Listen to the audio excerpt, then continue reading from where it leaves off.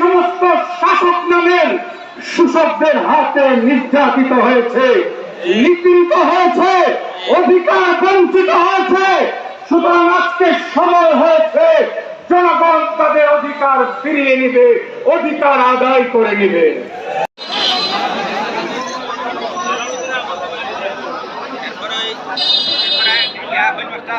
আসসালামু আলাইকুম ওয়া রাহমাতুল্লাহি ওয়া বারাকাতুহু।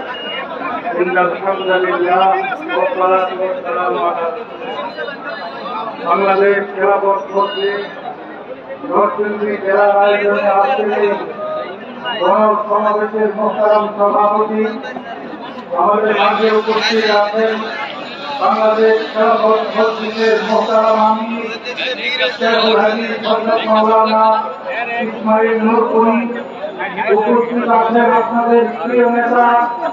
বাংলাদেশ দেশটাকে আমরা গড়েছিলাম, কিন্তু আমরা কি দেখতে পেলাম?